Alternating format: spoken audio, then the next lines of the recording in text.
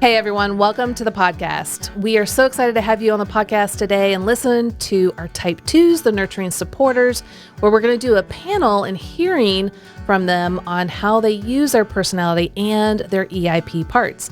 But if you didn't know, we are actually on YouTube. So head over there, watch this podcast, like it, and subscribe so you can get updated on all the podcasts that are coming.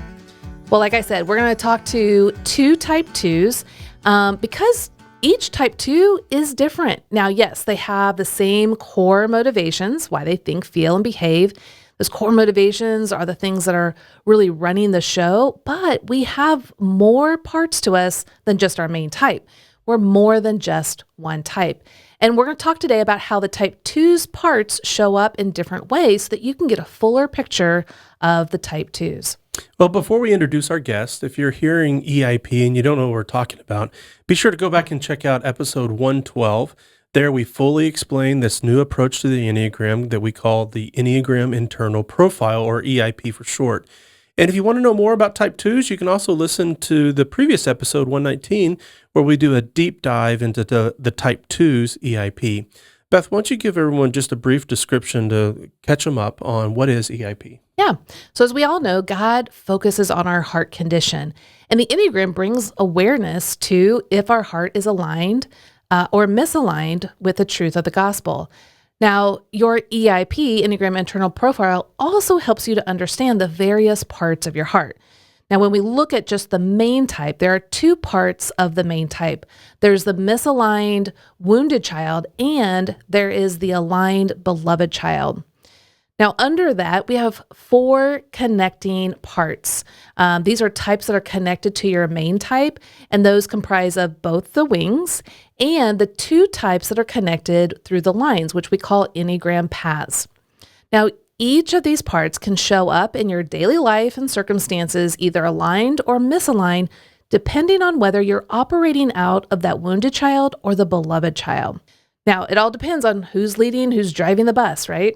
EIP can help you become more aware of your heart condition, which is so important. Again, that's what God is focusing in on. What is our heart condition? When your wounded child part is leading your whole heart, you're going to see less healthy tendencies pop up.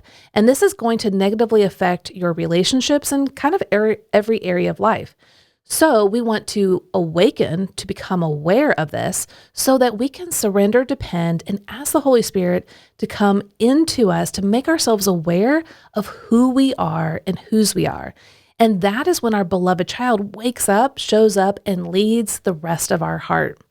And when our beloved child is there and is awake and attuned, it helps the rest of our heart come back to the truth of the gospel. And then we'll see the overflow of our heart is that we live out the fruits of the Spirit, which everyone enjoys, including ourselves. Oh, thanks, Beth. That's super helpful. Well, today on our show, we have two Type 2s. Yep. First up is Jordan Cox. He has worked in student ministry for several years and recently switched over to higher education, where he plans to bring the Enneagram to the college classroom for student and for leadership development. Jordan, so glad you joined us. Thanks a lot for being on the show with us. Thanks, Jeff. Thanks, Beth. Great to be here. Yeah. And then next is Libby McCord, who her claim to fame is the fact that she's our daughter. Yeah. And so, and she is your Enneagram Coach's social media manager. She loves all things history, theology, and learning any new creative hobby. Libby, thanks for hanging out with us. Yeah, of course. Glad to be here. Glad to be here. You work for us. You didn't have a choice. That is so and the other big news for Libby's life is I'm engaged. Yay. she is engaged. That's right. And she thought maybe that she was going to marry another Type 2, but then he got around the Enneagram coach. And we learned he's a Type 9. And he's a 9. Right? My wife's a Type 9. That's so funny. We love that. Oh, That's awesome. Well, as we mentioned earlier, in episode 119, we did a deep dive into the Type 2's EIP. Beth, why don't you give us a brief reminder again about the Type 2's EIP, and then we're going to talk to our guest about expounding on each of the parts of it. Yeah. So type twos, they walk through life prioritizing relationships, making sure that the people around them feel well cared for and loved. And they have a genuine interest in others and to come alongside anyone who's in need. And their focus of attention is winning the approval of others and feeling their emotions and fulfilling their needs. Now, they protect their image by trying to be completely selfless, loving, and supportive so that others will see them and admire them and love them for it. Now, they're convinced that if they acknowledge and take care of their own needs, then others are going to view them as being selfish and then reject them. That's a big fear for twos, is to feel rejected. Now, many of the strengths that they have are that they're generous, warm, caring, empathetic, and they're absolutely loving people. And they tend to bring a very optimistic and joyful viewpoint to life. But we have to remember that each Enneagram type has 4 core motivations. So I gave you a brief overview, but why do they do this? And that's the core motivations. And the core motivations are really going to get to the core of why you think, feel, and behave in particular ways. So for type 2s, we'll get into that. But what we also want to recognize is as we break down their EIP, all the parts that are supporting their type 2 are also supporting the core motivations of that type 2. So everyone's focused on them. They're coming at it from different angles to support, but this is why they're doing it. So type 2s, the core motivations are their core fear is being rejected, unwanted, being thought of as worthless, needy, inconsequential, dispensable, and unworthy of love. They desire to be appreciated, loved, and wanted, but then they struggle with the core weakness of pride.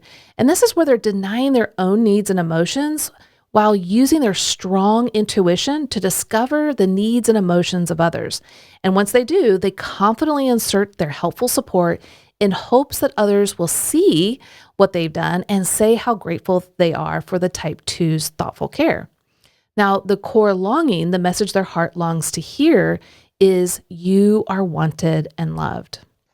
Great. Well, I'd love to ask just what's one thing that you love about being a 2? I love that I can predict what people need and that I desire to help them. It's not just oh, I feel like I should. It's a constant desire to help other people. I just am so glad that it's an ease for me and that I can walk into a room and know people well enough to know how to help them. And the healthier I get, the more I know helping them can mean stepping away from the situation and or going into it. But yeah, I think it's just kind of a superpower we have. Mm-hmm. Yeah. Jordan, what about yourself? Yeah, I definitely resonate with that, Livia, of just being able to walk into a room, and I'm very people charged. So, to be able to just kind of sense kind of what everyone's needing. And I've been I like that people have described my personality over the years as an atmosphere changer. So coming into the room and just kind of seeing what, being in youth ministry, you just see a bunch of kids or even a party or whatever. And you can just kind of see where everyone's feeling right now. And I'm all right, I know what's going to make everyone feel better or make everyone feel included. And that's always just been super important to me. And I like that analogy, especially in leadership of you can change, be a thermostat, not a thermometer. You can read the room, but what you do isn't going to do anything about it. But if you change the elements in the room, that's how you change it. Yeah, that's so good. Well, let's dive into the type 2's Enneagram Internal Profile. Their main type has 2 parts, as do all Enneagram types. First is the misaligned wounded child and the aligned beloved child. So we're going to start with the wounded child, and the type 2's wounded child is part of their main type. And it's the part of them that is hurt by tragedy, difficult experiences, trauma, of simply living in a fallen world. It's the most vulnerable part of the type 2. It's the tender part of their hearts. It reacts to life from the history of painful experience and the need to protect and provide for ourselves. Beth, why don't you offer a little bit of description about the wounded child for the type 2? Yeah, so as children, type 2s long to hear that they are wanted and loved from their authority figures. And they feared rejection, kind of like we talked about earlier. And they feared being unwanted and unloved. So they became these little helpers, these little supporters, anything they could do to show others that they're being completely selfless, helping, serving, caring for others in hopes that the others, the parents, authority figures will see that and show appreciation, love, and approval to the type 2. But the wounded child part also falsely believes that it's not okay to have their own needs and that they're going to be selfish. So what they do is they try to forget their feelings and needs and only give other people what they think they need. And so what they're hoping to do, or what they're really longing for, is this unconditional love and freedom, but they absolutely don't think that's possible. All they think that's possible is, if I serve, give, advise, then I will probably be loved. Maybe. I just have to make sure other people see it. So tell us about when you see the wounded part of your heart show up as a type 2. I would have to say, when I was, it was definitely a lot more evident when I was younger. And that's kind of like really what helped me discover that I was a 2, was when I really reflected back on the past. I was like, oh, some things there. I think that growing up, there was a lot of, it wasn't like a terrible childhood, but I will cry forever of middle child syndrome. I was one of three. I was one of 3 brothers, so I was in the middle. And so, my parents, their attention only had so much. And so when my dad's focusing on my older brother, my younger brother was with my mom. And so I just felt so hello, pay attention to me. Or when I tried to be the little helper to them, they were like, Jordan, we don't want your help right now. And I'm like, you don't want me. And I just took that as you don't want my help at all. And so then I would start to. Yeah, you almost said it you don't want me. Yeah. That is much bigger than. Yeah. I mean, there were some moments in there. It's it's one of those things of, I just never felt like I fit in between my siblings and my family. I just said I always felt like the odd man out.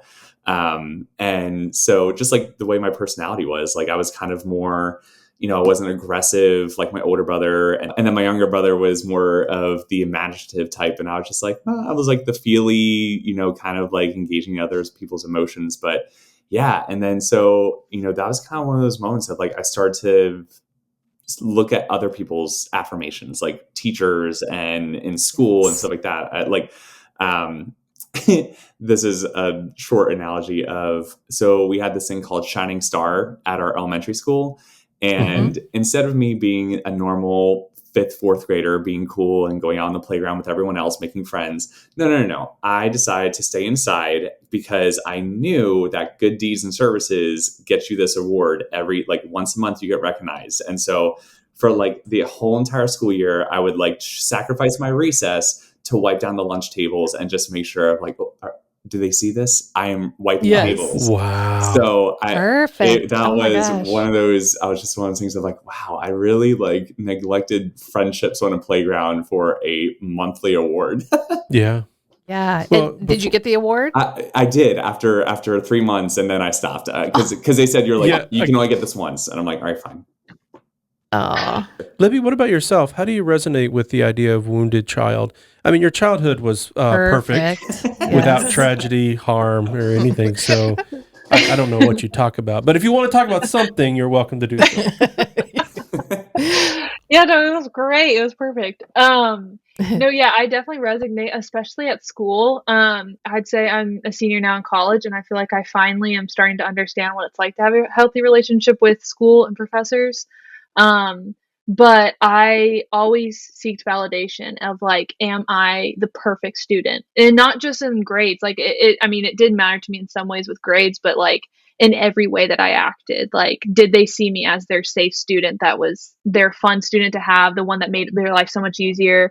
And I had a class that was really difficult on all the teachers. And so to be upheld in that way meant a lot. And I still carry that a lot in all my classes of okay, does this professor actually like me and believe in me and find it easy to teach me?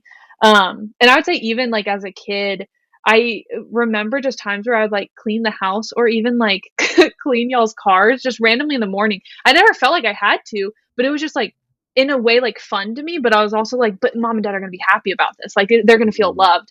And so I always just knew I always thought of like, what are ways that people feel loved, and I'll just go do it. And I felt the same way in friendships throughout my life, where a lot of my friendships ended up being me being there for people, because I was like, well, I don't need to be like, you don't need to be there for me. Like, I'm fine. I'm doing great. But as long as I'm helping you, then we'll stay friends. And there have been some times where I stopped helping them as much. And multiple times it ended in like big disastrous relationship ending.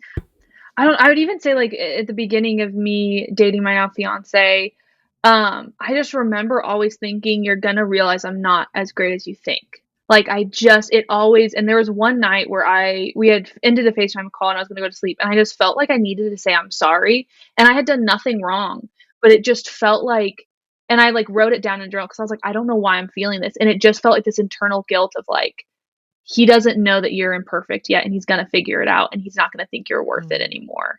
And I was like, oh my goodness, you have no reason to be rejected, and you're coming up with this fear already of like it's going to happen. Is that how sassy you get with this wounded part of your heart? It's like, oh my goodness. I really do. I'm like, you need to calm down right now. This is a little bit much.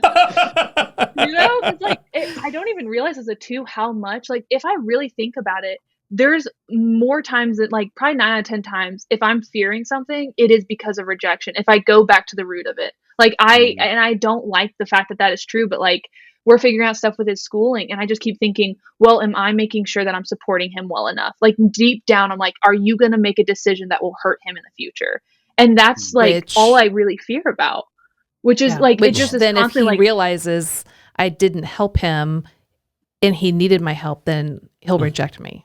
Oh yeah. And like, what if in 5 years he's going to be like, why didn't you support me more in this? Or why didn't we do this? And I'm like, I should have known, to help you. And so it's just, as a 2, it's so hard when like this one small thing, it's kind of like the pee under a bunch of mattresses, and you're like, that's it. Once again, it's rejection. Like, why can't I just be okay with this? But it is interesting. We've heard this from the ones, and this you mentioned something about 5 years in the future, Libby, that the wounded child seems to live in the past or imagined worst case scenarios in the future. And whereas the beloved child helps us to live in the present. But Jordan, tell us, what about your thoughts? How does rejection show up for you?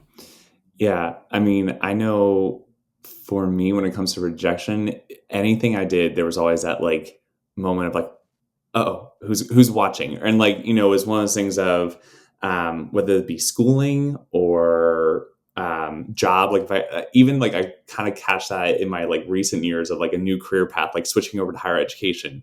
In ministry, I had like several years on my belt. I'm like, oh, I'm comfortable with this. And then I switched over to higher ed, and like literally the first like mistake, and they're like, hey, we need to talk. And I'm like, oh my gosh, I'm out. I'm fired. Like, this is it. Like, I automatically just zoom into that rejection piece of this one action has caused me to fail. And so they don't want me here. They don't want me as a person. Like, peace out.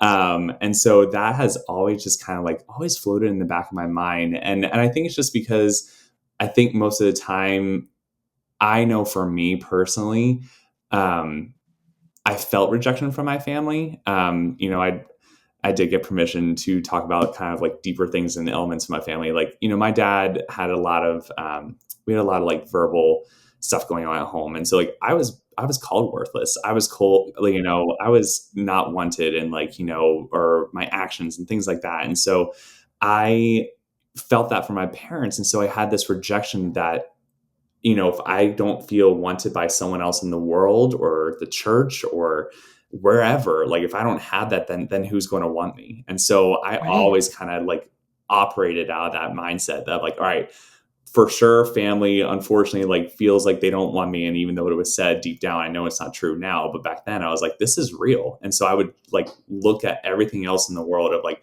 okay, well, who's going to want me now? Mm-hmm. Wow. For all of us, we spend so much time trying to avoid the feelings around these wounded parts of our hearts. But oftentimes, these are the very places where we experience the truth of the gospel in profound ways. And so these experiences become invitations. And so now we're going to talk about the beloved child. The beloved child part is the part of us that knows the truth of the gospel and what Christ has fully done for us in his life, death, and resurrection, where the gospel satisfies the core longing of each of our types. The security that comes from knowing the truth can lead to a relationship with God that is all satisfying, joyous, and overflows into every area of our life and relationships. So, Beth, why don't you define again, but this time for beloved child and what that looks like for the type 2? Yeah. So for type 2s, your beloved child knows who you are, how God created you, and whose you are. So this is the spirit-led self. And this part of your heart knows that you are unconditionally loved and wanted by Christ because of all that he has done for you. It's based on his sacrifice, his righteousness. And this frees you from the feeling of feeling rejected, shamed, and selfish. And it's here that your heart is going to be fully at rest and delight in the fact that you have this good shepherd caring for you, nurturing you, cherishing you to the nth degree.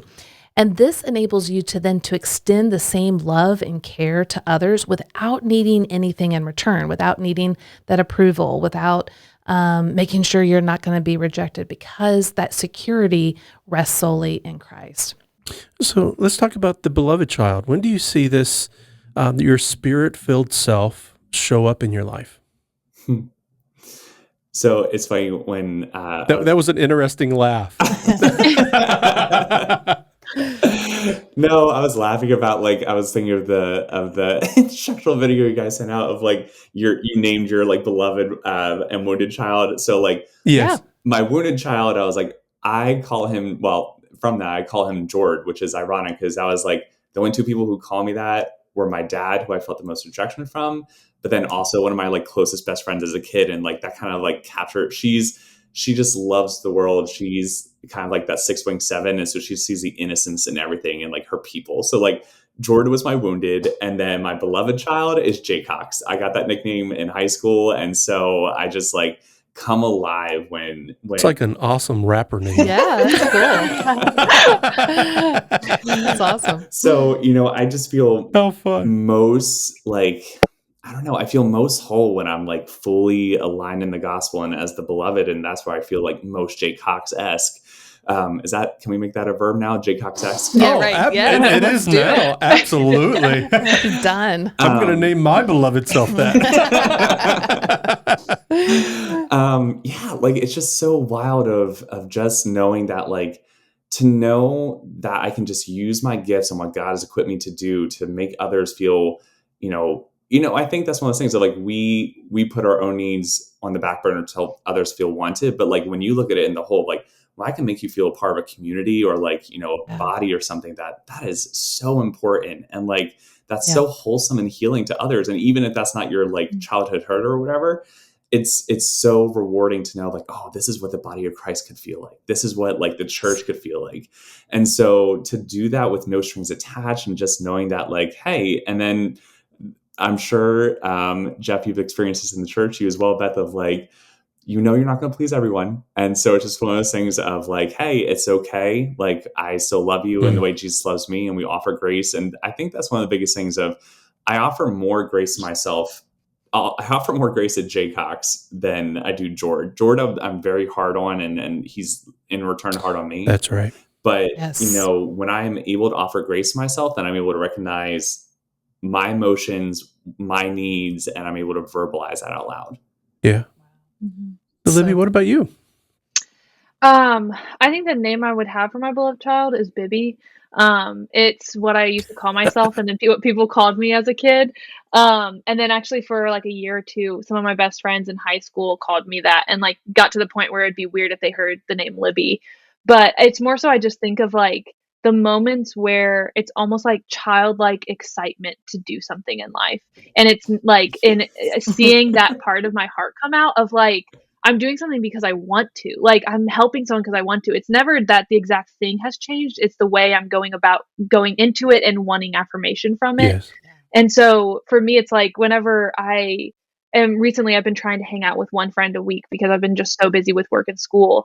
And so when I go into it and it's like, oh no, I really am excited to hang out with this person, I'm like, yay, like I don't feel like I'm pressured to hang out with them, or I feel like I need to do this so that everyone else thinks I'm doing my life right and that I'm handling graduating and getting married at the Yes. same, like the right space. And so it's just that, like whenever I get to help with certain things for work, I realized when I first started, I was saying yes to everything, and that was not great. And so the more I've realized I'm going into work excited, even if it's still overwhelming and exhausting, but when I'm able to check my heart and realize like this is just because it's work, like it can be exhausting. It's not I have to do this, I have to do this, I have to do this. Like I can tell my verbiage changes to I get to do this, I'm really excited, but I do need some rest and I'm going to Yep. schedule that right after, you know? And so that's just whenever I see Bibby show up, that's always a good sign. Yeah. And Sure. I would, just being your mom, I would say because now that you're describing it, I just had all these, I can feel it in my body and memory. Like, yes. Like for instance, Libby is amazing at she's very hospitable. She can cook and bake and do all these amazing things. But I will say, I think when your wounded child was activated, you would do those things, but you would talk about being overwhelmed or, there's all this stuff you have to do, kind of like this, oh my gosh, or sometimes it would just which is shut understandable. down. Yeah, or shut down. Yeah. But when I think about the times you were doing the exact same thing, but your heart was at rest, you were joyful and excited to do it. And it didn't matter who enjoyed it or didn't enjoy it. Like you were just enjoying the whole process of giving of yourself. Like I can just think about like you making macaroons, which by the way, Libby makes amazing macaroons.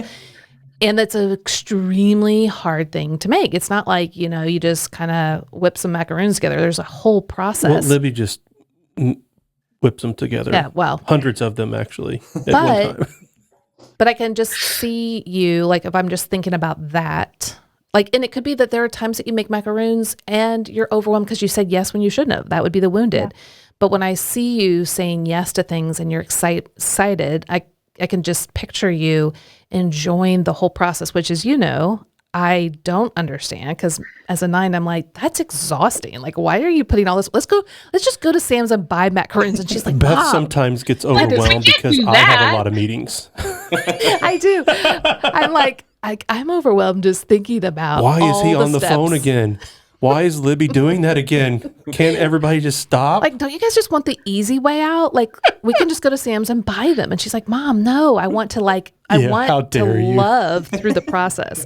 So all that to be said, I just want to paint that picture for people to see 2s can do the exact same thing externally. So making the macaroons or offering advice to someone, from both a misaligned and aligned way. But I love how you guys have pictured it like this joyful excitement of like, and being almost childlike and just wanting to get in there and serve, but knowing it's okay if they don't want to receive it the way that I'm offering it. I'm just enjoying this whole process. So thanks for capturing that. It's just such a sweet way of seeing the healthy side of 2. For sure. Well, now we're going to go into the connecting types or the connecting parts, and we're going to start with the wings, which are the 2 types directly next to your main type. And for the type 2, that's the type 1 and the type 3. The type 1 part is objective, detail-oriented, and serious. It focuses on improving the world and lives of others by serving them more quietly from behind the scenes versus desiring to stand out for praise. When your wing 1 part is misaligned and trying to protect your wounded child, you may notice a few things about that that show up. 1, controlling others with moral intensity, impatience, and demandingness to accept your advice. Maybe struggling with self-condemnation, guilt, or negative self-talk, particularly if you're proved wrong or selfish. Feel internally conflicted between moral principles and your heart for people, particularly those in need. So Beth, can you share some examples of when this 1 wing would show up, but under the leadership of the beloved child versus the wounded? Yeah, absolutely. So when the type 2s, when your type 1 wing shows up, but under the leadership of the beloved, what you're going to see is that it no longer needs to use unhealthy strategies to protect the wounded child. And instead, you're going to notice some things like this, where you give the most ideal and best service to others without needing that praise and recognition. So it's combining both service and help, but with principles, with ideals of the one. You're also going to be an excellent teacher that focuses on being warm and connecting, but also giving values and principles to those that you're teaching. And then another thing is just understanding what self-care looks like. So setting up healthy boundaries, knowing what's yours, what's not yours, setting up those boundaries so that you take care of yourself, and then allowing the overflow to bless others. So Libby and Jordan, can you just share with us some of the healthy or aligned and some of the misaligned parts of your type 1 wing and how it shows up? Have you ever had one of those, we did this in elementary school, and maybe this is just a small Christian school thing, but where the teachers like predict your future careers. And so, Yes. and so I remember the teachers at my school predicted me to be like pastor, teacher, counselor. And I'm like, absolutely not. No way. And then in reality, like I love, one of the main things I want to do with the Enneagram and working in higher ed is like teaching others life. Like we had those exploratory like intro classes of like, hey, here's what college is like. Here's what life is like. I thrive in those. And so I really enjoy doing that. And I think it's one of those things of, I know that I can give my best in those situations and not have to like, I feel like I don't have to correct as much, like, or, especially in a teaching aspect, like, it's discussion, it's classroom conversation, and you're talking, and there might be some like, all right, well, we need to like curve the conversation this way because you're going that way. Yeah. So, but it's in that aspect of being beloved that I'm able to receive and listen a little bit more. Versus if I was on the misaligned wounded portion, I would like instantly want to correct that, be like, absolutely not. We're not thinking that, or like, you're wrong. So that's kind of like the two that I see, especially in that like kind of teaching aspect. Yeah. Yeah. Libby, what about you? How does the one show up in your life, both misaligned and aligned? I think the one, it can be that wing usually functions a lot more internally for me. And so either it can be really, really helpful in directing me in life, and me and my counselor call that part discernment, and speaking like what it can be, because I want to make sure it's a positive name.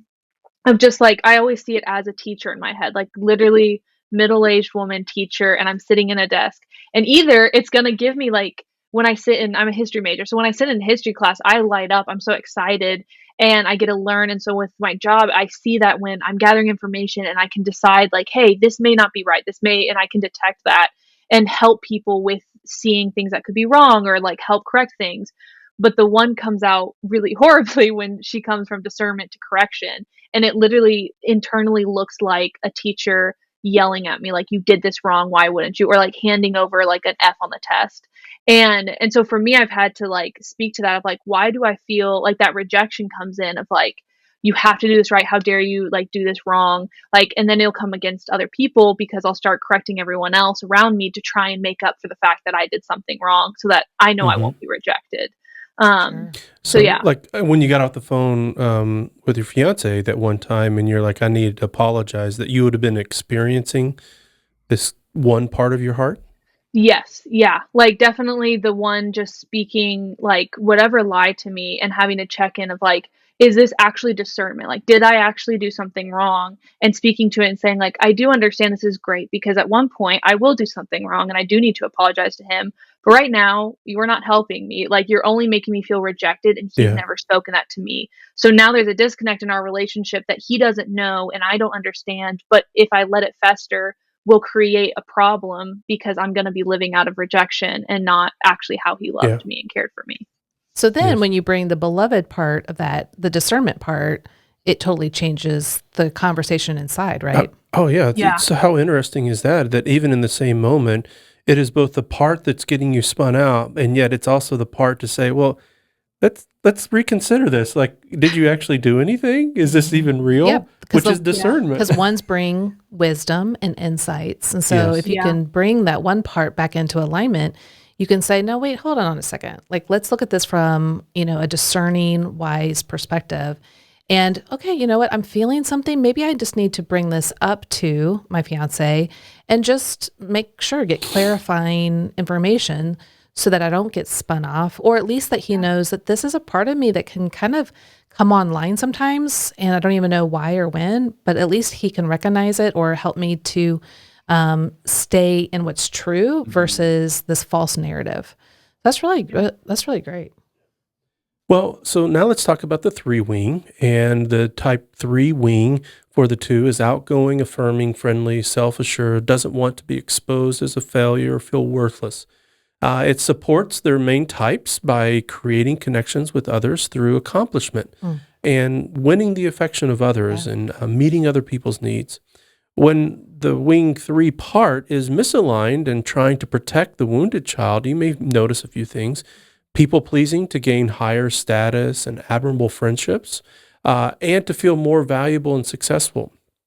Maybe feel less aware of how you name drop, flatter, charm, and draw attention to yourself to win admiration, or ignore, suppress your feelings so that you can focus on your self-worth in the eyes of others. But when your 3 part trust Christ and his good news, the beloved child will come back into leadership, and it now no longer needs to use unhealthy strategies to protect the wounded child. Instead, it's going to bring on some really amazing attributes like offering the fullness of all of your abilities, talents, and gifts as an overflow of your heart without needing recognition. So it's not, oh, everyone look at me. It's, oh, I know I have this. Let me give it to you. There's this confidence, this godly confidence to give and to serve.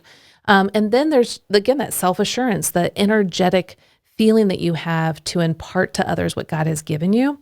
And then that you make every effort to understand your emotions and others' needs as well.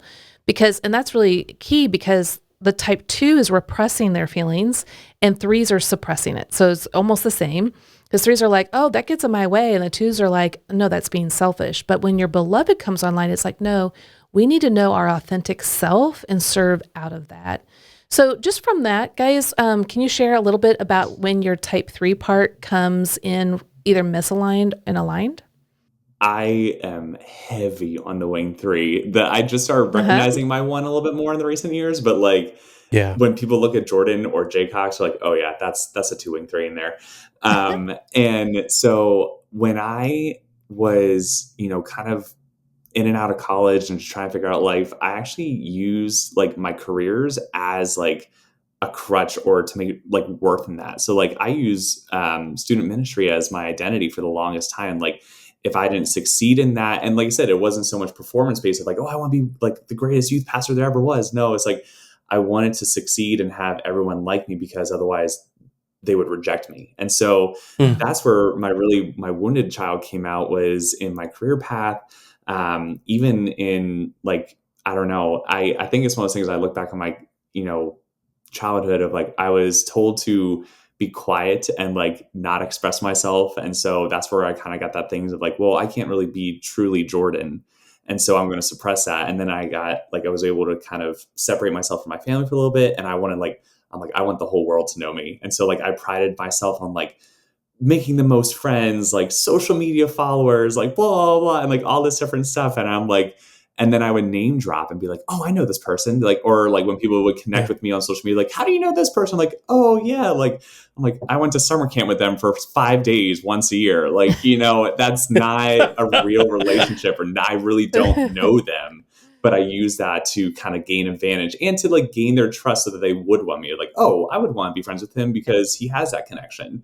So I definitely see that in my wounded child aspect in the 3, but when it becomes beloved, man, oh man, I like, this is where I love to like, kind of what we talked earlier about, like coming alive. Like I love event planning. Like I am the high school reunion planner for my class. And I get, of course you are.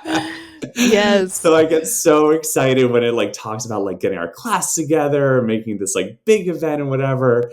And then even just looking at my jobs now, or even like kind of honing and becoming more mature in myself and maturing in Christ, of knowing that, I want to be a resource for others. Like I know that for a fact. Like that's why I didn't go into counseling, because I would get too connected to their emotions. I'm like, oh no, sorry, too deep for me, sir. But what I can do is I can connect you to the appropriate resources.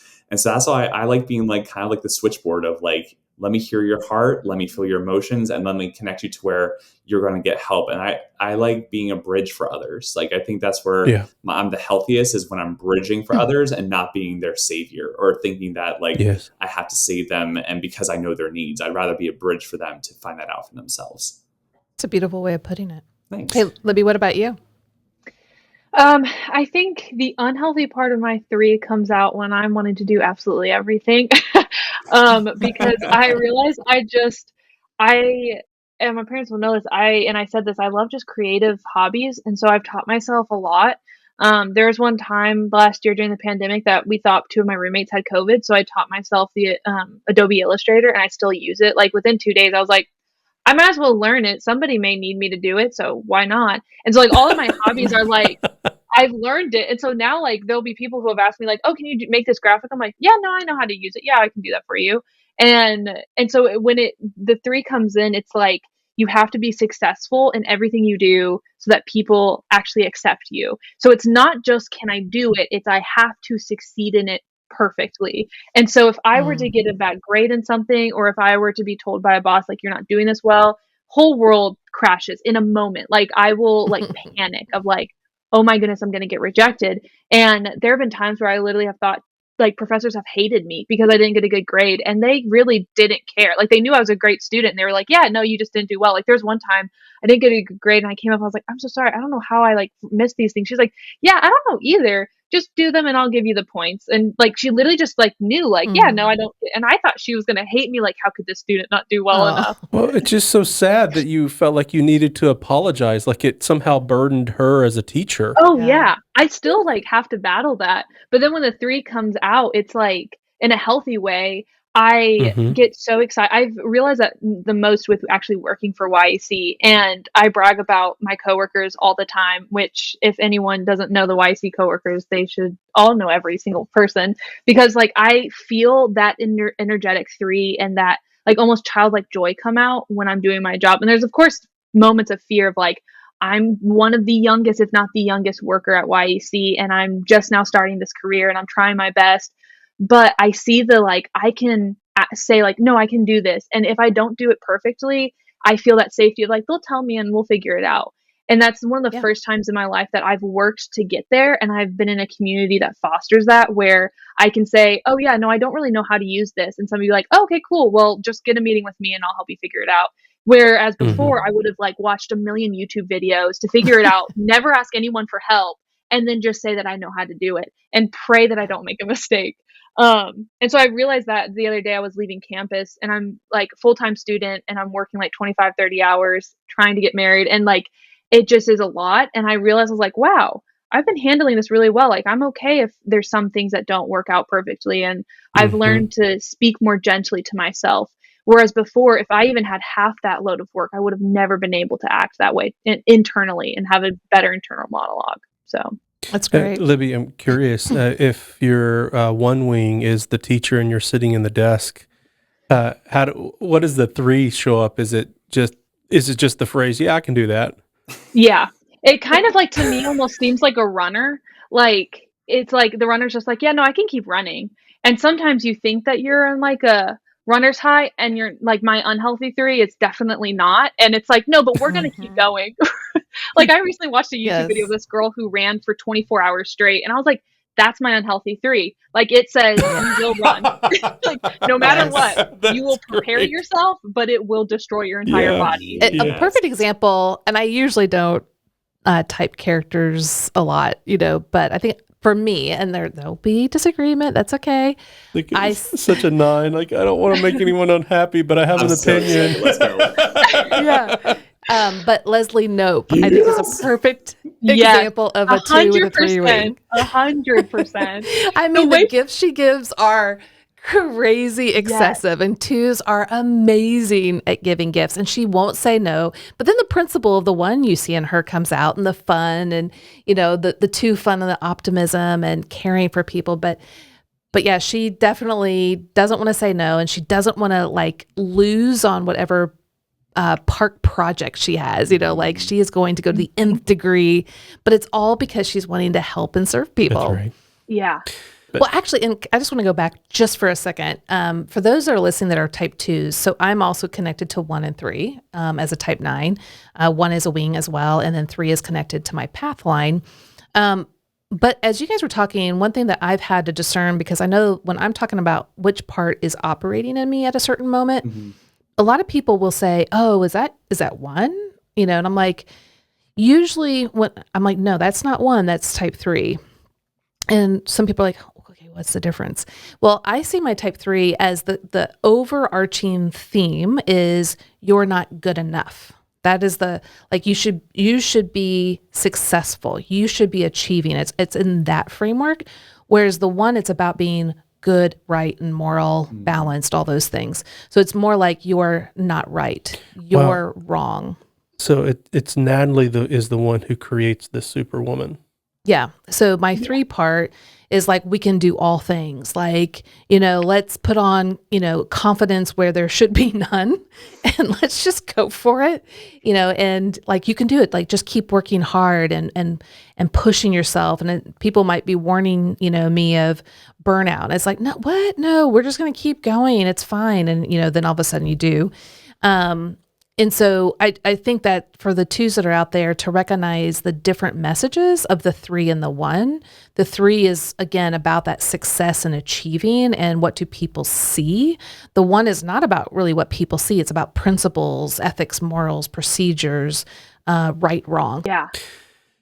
Well, now let's go to the 2 paths, and we'll be doing the same here. But for the type 2, they are connected to type 8 and to type 4. Yep. Now, in the basics of the Enneagram, it's typically taught that one of these is a stress path, another one's a growth path. One's healthy, the other's not. But we're going to change it up a little bit because we can access both of these parts in healthy and unhealthy ways when they're operating out of the misaligned wounded child or the aligned beloved child. Beth, why don't we start off with type 8? Yeah. And I'm really interested because this is one of the first parts that Libby got to name in her life. yeah. And so I'm excited to hear her share about her type 8. So the type 8 part of your heart for type 2s is this very resourceful part. It's decisive. It has a lot of drive, and they're natural leaders, and they champion other people by providing protection and just plowing a path for them. But the type 8 can show up in a misaligned way when the wounded heart is activated. And this is where the 8 part of your heart can be more confrontational, irritable, angry, that might feel that my love and support is being ignored and unappreciated, and I'm being rejected, which can then trigger being more controlling, demanding, making sure that other people see what you're offering, and making sure that they offer the appropriate affirmations that you've been seeking. A lot of times 2s, whether they recognize or not, they're doing something when they're misaligned in order to get a very specific kind of affirmation. And recognizing when that doesn't happen, how are they, it could be coercing, it could be manipulating, it could be passive aggressive. What are they doing to try to get that message? And the 8 is going to be a little bit more forceful in that. But also, you might avoid being vulnerable. So the 8 part is usually, it has more of a strong exterior, and because it fears that it's going to be taken advantage of and that others are going to really reject you or a loved one. And when it's rejecting a loved one in particular, what we say is the mama bear comes online. So, like when a bear, when their little cub is being maybe threatened, everyone knows what a mama bear is going to be like. And type 2s, when they go to their 8 in an unhealthy way, that mama bear definitely comes out. Well, I can't wait to hear about that. But Jeff, why don't you share about the type 8's beloved part of their heart? Yeah, whenever the type 8 is under the gospel-aligned leadership of the beloved child, you may notice a few things. First, vulnerability. You're able to share more vulnerably what's happening inside your emotions, your needs, with directness and with emotional balance. Maybe you shift from your focus from people-pleasing to doing what's actually best, not only for everyone else, but also for yourself. Next, you may feel a sense of independence from other people. You're self-affirming, courageous, strong, and self-confident in all the abilities that God has given you. So, Libby, why don't we start with you first and tell us about your type 8 part in its healthy ways and unhealthy ways. Yeah. So I've been in counseling for a couple of years, and one of the first parts we named was my 8 part. And she's named Elizabeth, which is my full name. And we called her Elizabeth because it's the only one that I've been able to name very quickly. And I called it Elizabeth because it's a queen name, and it to me is like a queen either she can do whatever she wants, but either that's for people or against people, but it doesn't matter. She can do it. Like nobody can say anything about it. That's just what's going to happen. And so I know as a 2, when I know for me, when anger comes up, I immediately want to start crying. Because, and I've linked that to my immediate like thing is sadness of disconnection. Like we are no longer connected because there's something wrong, whether that's in life or within relationship. And so for me, but the 8 can then plow through that and be like, nobody's going to see that I'm sad, and all emotion will be lost, and something is going to happen. Like we're going to either work through this, or I'm going to completely disconnect from you, or I can allow that softness to show and that vulnerability, knowing that whether or not that person rejects me through showing it, I'm still safe. And so as a kid, I started the practice of I'd write in my notes app what I wanted to say to someone. And of course, like when you're first angry at them, you can say a lot of things you don't want to, or just a lot of things that you realize is wrong with you. And so I would write that down, and then I would give it a day, and then I'd look back and be like, okay, what is right? Like, what do I need to say and what do I not need to? And I remember, Libby, are those sirens near you? That's me. Sorry, I live in the city. I tried to mute it. I was like, oh no. When your 8 comes online, that's when the sirens go off. That was perfect timing. Yeah, that's so great. So sorry about that, Libby, but I just wanted to recognize it. So keep going. So yeah, and so there was a time recently we had a roommate who moved out who had texted us something that wasn't nice, and instantly my 8 came up because it was a text against my roommates, not just me. And Mama Bear came out of like, first of all, extremely rude, not okay at all. But then it was like, you can't attack my friends. And my roommates, like, we instantly all met in the living room of like, what just happened? And I said, don't respond. I'm going to text. And they all looked at me and they're like, all right. And they just trusted it. And they didn't even ask to see it. And I texted her, and they knew like it would. And it took me a moment because I had to check, okay, I need to know that I'm sad, and I'm going to express that to her. And this doesn't need to come out of just straight like brute anger. This can come out of a like, you are losing connection with us, and I don't know why. And that's how I responded. And it wasn't I'm not going to guilt you. I'm not going to berate you. I'm not going to name call you. I'm going to express my heart and like how saddening this is, but also you can't do this. And I did say that. I was like, you can't treat people like this. I'm not going to accept this kind of treatment from somebody. And so even I've seen this in relationships before my fiance of like, I am willing to betray myself time and time again. And when my 8 has come out, it's like this voice of like, this isn't right. This isn't right. And the rest of my 2 is like, but I'll be rejected if I point this out. And so I've had to learn to trust that 8 of, you're not going to just bulldoze people. You're actually going to stand up for myself when I don't want to. And so that's just been really helpful as a 2. Okay. I got to get to something first. I've been waiting. Yeah, I remember as a little girl, as your soccer coach. Okay. This is another one. Okay. I have another story. You would start to cry when you became competitive. Yeah.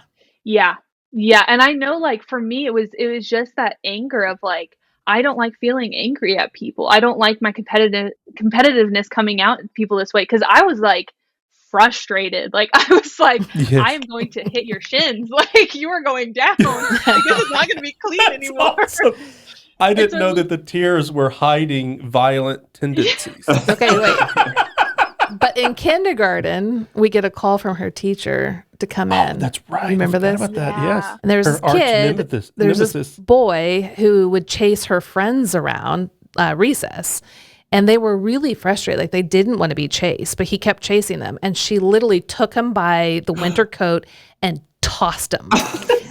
And the teacher was like, totally see why she did that. but we still can't do that. So can you talk to her? And I was like, so it was kind of hard because it was like, good for you, Libby, That's right. But that was definitely Mama Bear coming out because the kid wasn't messing with Libby, and knew not to mess with Libby. But that was definitely so funny. That 8, like, oh no, you are not doing this to my friends. I think as a 2, it's one of the most helpful things to name the 8 because as a 2, we want to we're willing to reject ourselves if it means somebody else won't reject us, and that 8 is not willing to sacrifice that. And so I know even going into my relationship with my fiance, it's the first relationship I've ever been like, I'm not going to reject myself anymore because I know you will accept it if I tell you I want to be treated a certain way. And so he's gotten more of blunt Libby than any other guy in my life ever has because I know it's safe, but it's never a like rude, like you cannot do this, like yelling at him. It's a like, hey, no, I don't like that. Like, actually, that didn't make me feel super great. Can we change this? Or just an honesty of like, hey, this can trigger this fear of mine or something that's happened in the past and I've always seen him meet that or realize like, oh wow, this means a lot to her, instead of my fear of I need to reject myself so that that person won't reject me, because I realize that person is not worth staying in my life if they're not willing to be with truly who I am and what I need. Yes. Okay, Jordan, let's hear about your 8. Well, for the longest time, I also tried to avoid the 8 in me, just because for the longest time I was always wounded. Like I was never aggressive. I was afraid to become aggressive because it reminded me of my dad and our unhealthy past. Yeah. And so I was always like, "Ooh, you're becoming like that. Got to pump the brakes. Got to pump the brakes."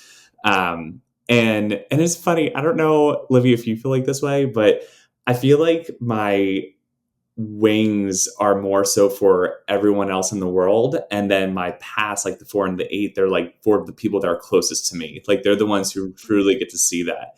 And so when I look at the 8, I'm like, I only really see the wounded portion when it's with the people that are closest to me, either like super close family or super close friends. And so it's one of those things of, I've learned that when I'm coming to the defense of others, I can do it in a healthy manner.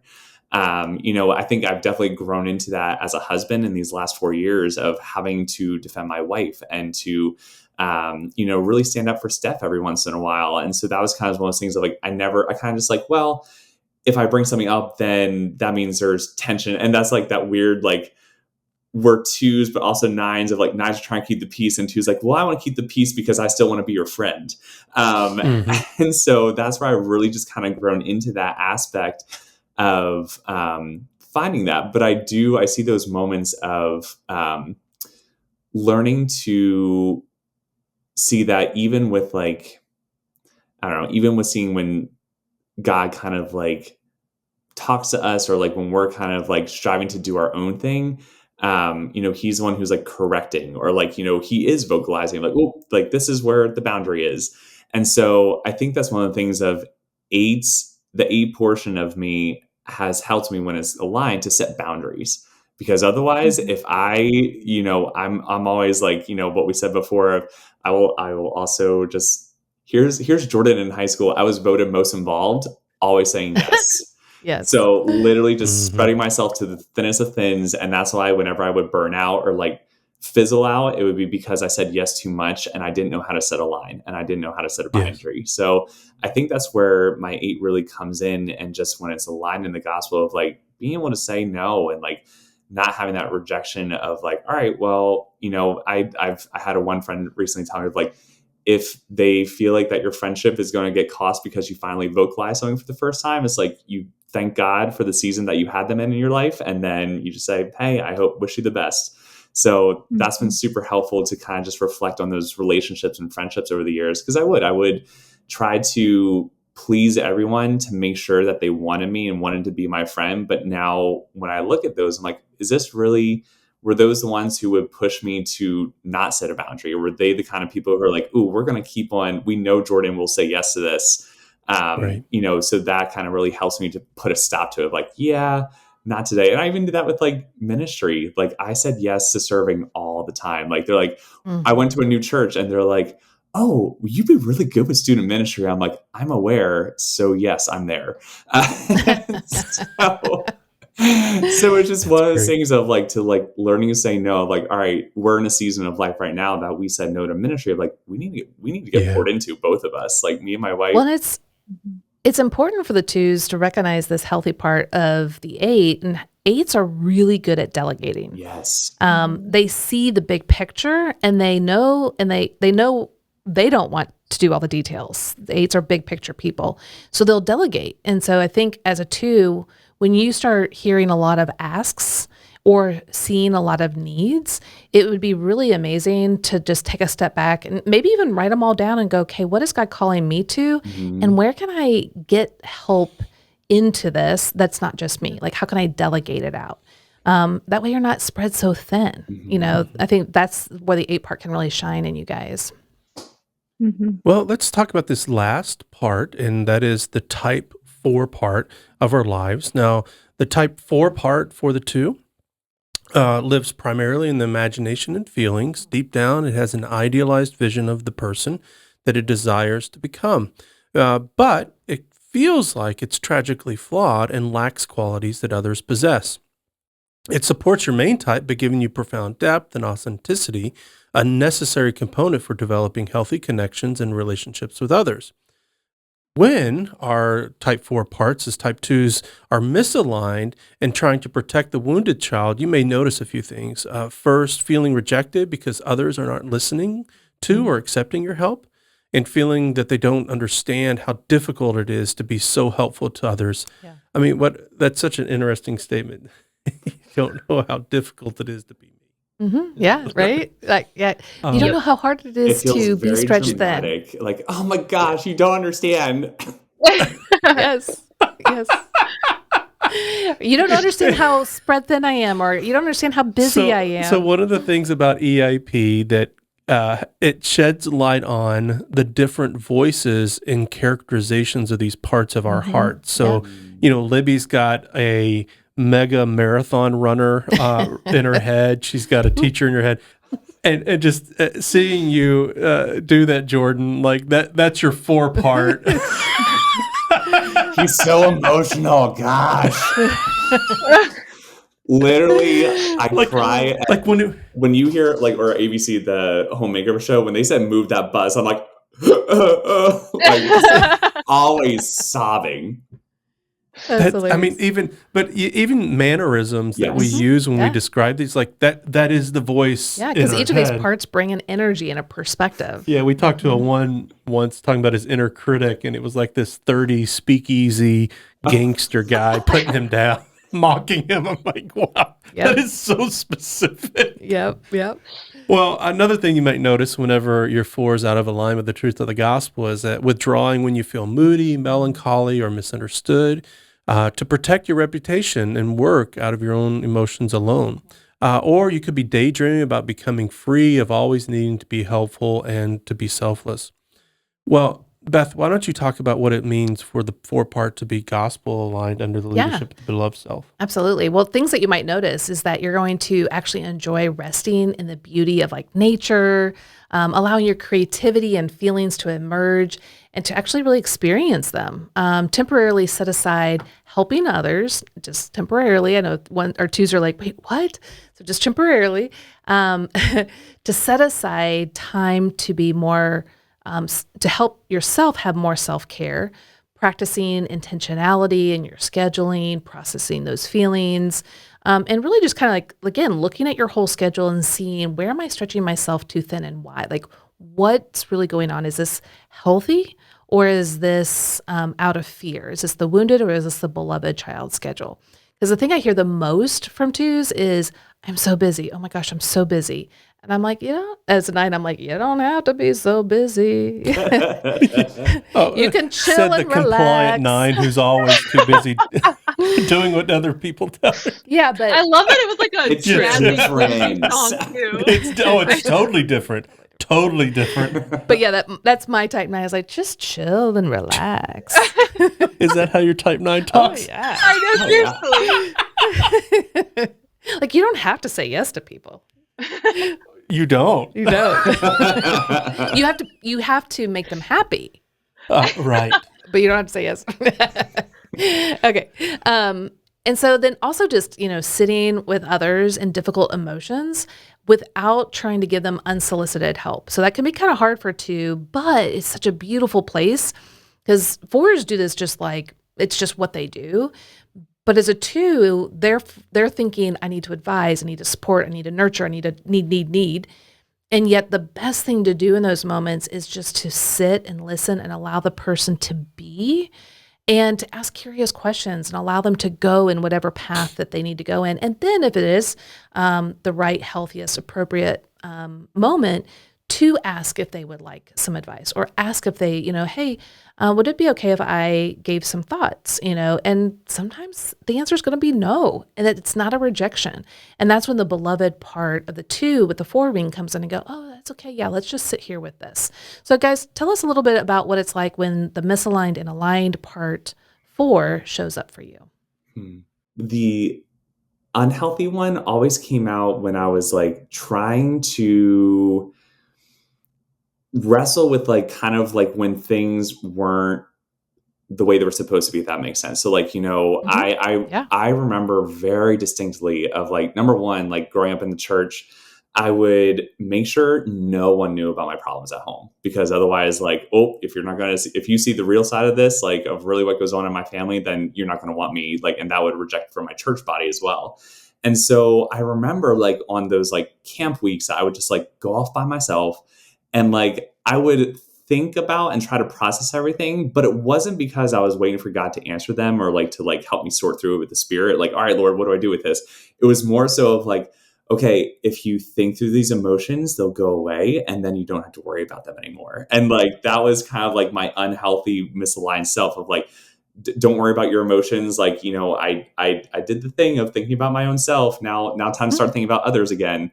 Yes. And so that's kind of where I see myself misaligned. Aligned has definitely been, I've seen myself grow in this a lot more recently. Cause like you said, Beth, of when I meet a stranger or even in student ministry, just listening to students, like I'd always like, all right, oh, this is how you fix, or this is what you need to do. This is like, I have a story and an anecdote that goes right along with this. Let me help fix your life.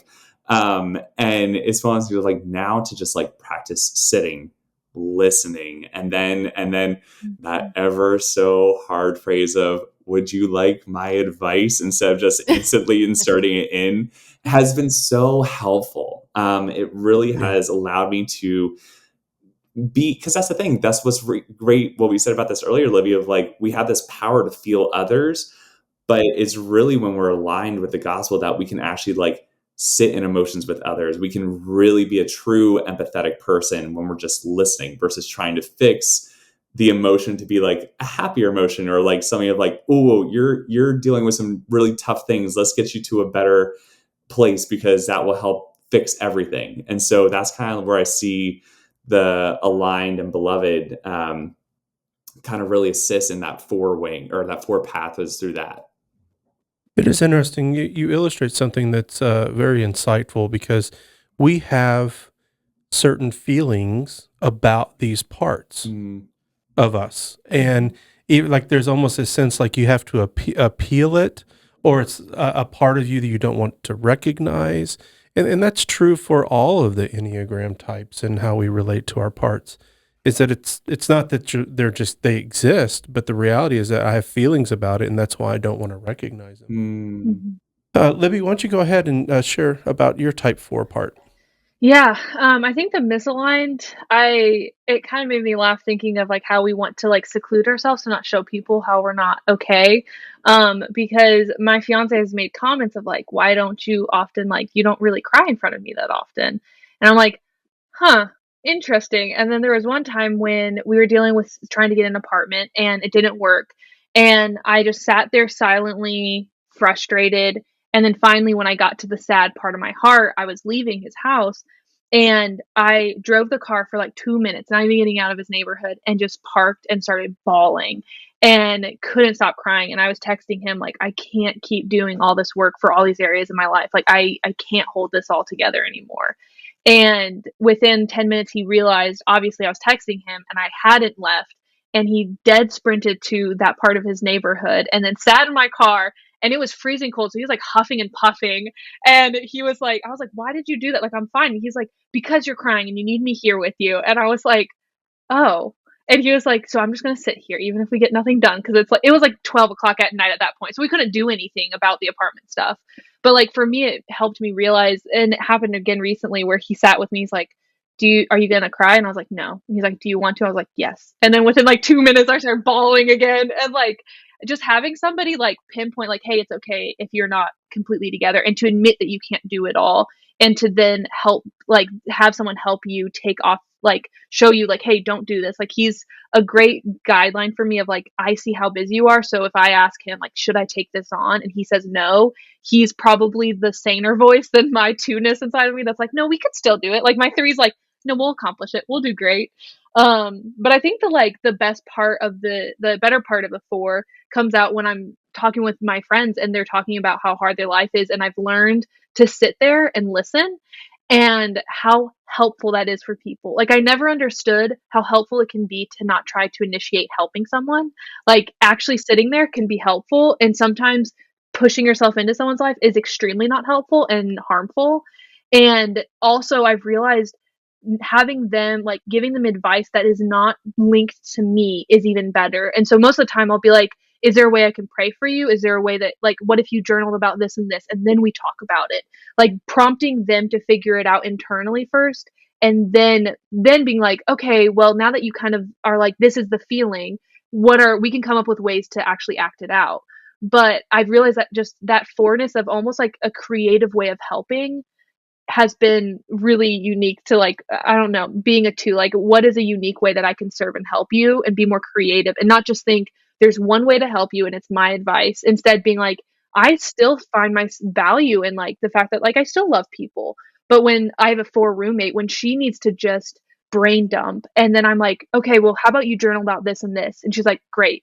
That, like, it doesn't link to me, but it also still did help her, and then she's able to figure it out and grow a pattern of learning by herself that isn't just selfishly a part of me.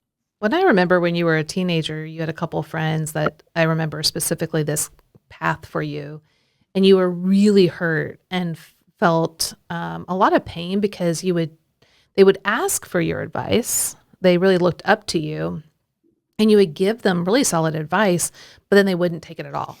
They would keep doing the same pattern over and over and over again. Yep. And you felt so hurt and, like, rejected and all this stuff. And so that's when I started kind of sharing with you, like, how in coaching, we ask a lot of questions, and we make clarifying statements, and we're curious.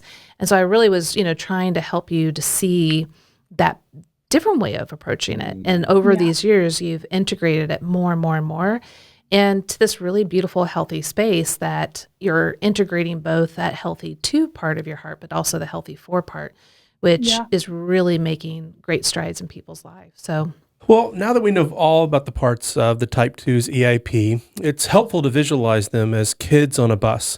And let me explain what that might mean. So when our beloved child is driving the bus, all the other parts are aligned and with the truth of the gospel, and they can relax and trust the driver and have a good time. But when the beloved child disengages by going to the back of the bus and to maybe taking a nap, somebody's got to drive, and so the wounded child steps in, but the other parts start to panic, and they use their misaligned strategies to grab the steering wheel of life. And they're doing their best to help you, but they're ill-equipped to take on this leadership role. They need the beloved child to awaken, to get back in the seat, and to lead them towards the truth of the gospel. And the good news is that the more that your wounded child in parts feels seen, heard, and cared for by your beloved child, the more that they will trust it. It's here that your whole heart will begin to experience the kind of contentment and satisfaction that they long for, because they know that the beloved part is guiding them. Well, in our last episode, we shared some more practical tips on how to integrate the Enneagram Internal Profile into your daily life as 2s. So go back there, listen to those practical tips. I think you've heard a lot today with Jordan and Libby, and so we're so thankful for their participation in helping us to really understand more about what it's like to be a type 2 with all of these influencing parts of our heart, and just to hear how their beloved child, and when all of the parts are aligned, how truly amazing we not only help others and ourselves, but how we reflect God in a really true and beautiful way. Well, we want to thank our guests, and for those of you who's joined us on however you're participating in this particular podcast, we learned so much about twos today. And if you have a two in your life or people who love them, please be sure to share this episode with them. What we did today with our twos is Enneagram coaching, and we'd love for you to personally experience this. You can do that by connecting with one of our certified Enneagram coaches. They can help you move your Enneagram knowledge from your head to your heart, where true transformation can start. You can find a coach that best fits you and your preferences at myenneagramcoach.com. That's myenneagramcoach.com. And to learn even more about EAP, you can pre-order our new book that's coming out this September, More Than Your Number. You can find it wherever books are sold. Yeah, and then join us next week where we're going to take a deep dive into Type 3's EIP.